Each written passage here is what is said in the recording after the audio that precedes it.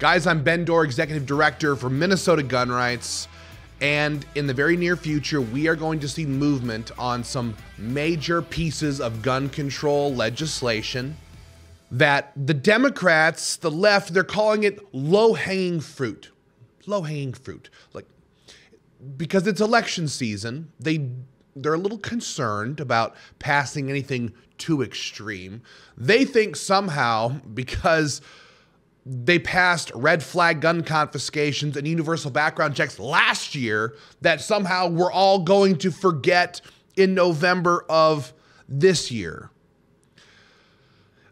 I'm just going to give this message, short, sweet, easy as I can give it, to the politicians who are watching this video or will see this video or are going to hear from us very directly in the very near future.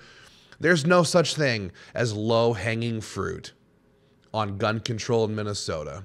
Minnesota Gun Rights is going to go after and expose. We're going to expose every single politician that we possibly can in the swing districts, the tough districts, the districts that nobody wants to talk about.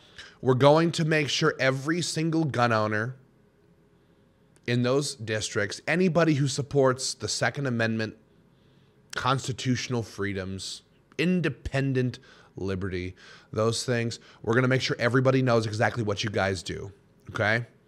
It's going to happen. We're going to spend big, and we're going to expose tyrants in the elections. So if you think that passing gun control of any kind is low-hanging fruit, you're sadly mistaken. So the main thing that they're going to try to pass this year is mandated firearms storage laws. They want to make it illegal for you to have a gun in your bedside table like, I don't know, probably 1 million Minnesotans have. I've had a Glock 19 in my bedside table for over a decade, okay? And no law is going to make me stop doing that. Not only do they want your guns to be locked up in a safe, they want the ammunition to be in a separate location. So let's make sense of that. Somebody breaks into your house in the middle of the night, you wake up, and now you have to go to your safe because all of your guns are locked in your safe because you're a good little stooge of the state. Now you have to open up your safe and pull a gun out, and now you have to go to your other safe and open that one up and pull out your ammunition and try to load your gun while some thug piece of trash has already smashed their way into your bedroom. Make it make sense how trying to force people to lock their guns in safes, all of their guns, all the time. What if you're a single 50-year-old dude, lives by himself? Nobody ever comes in the house. Huh? Do you have to lock all your guns up for safety? This is just madness. But these politicians don't give a damn. They just don't care.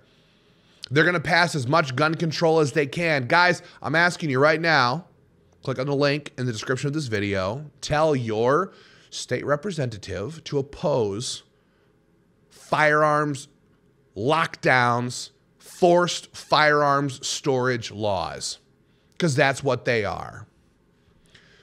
So already we've had Melissa Hortman, all kinds of these people have already told the media, we support a full-blown assault weapons ban, and if we can get the votes, we're going to pass it. But they're worried.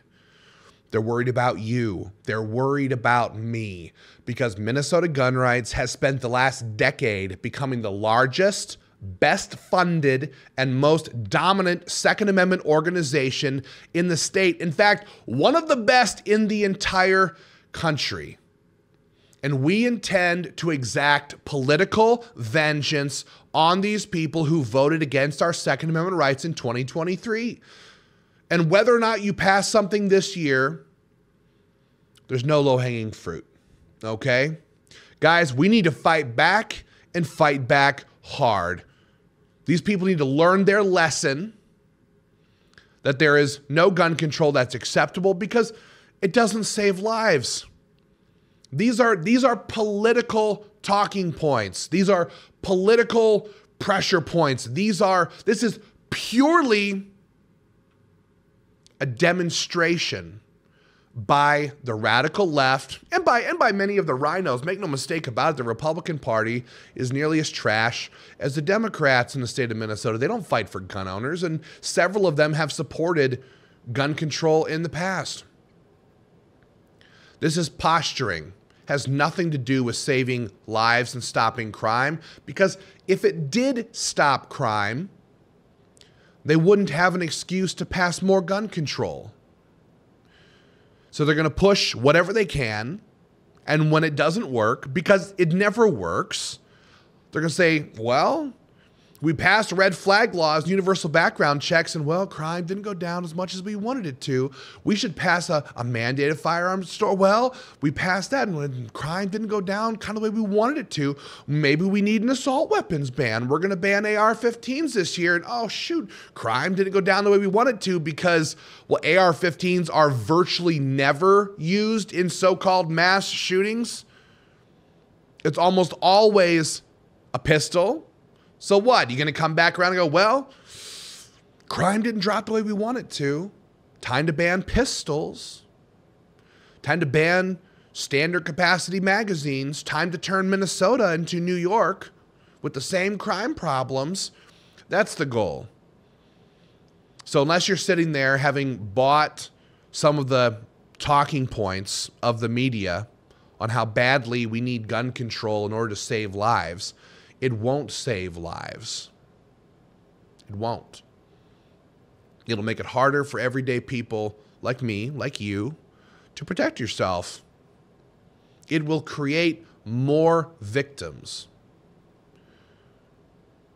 The news is already out that the person who shot those police officers and the paramedic and killed them, he was not legally allowed to possess that firearm to begin with.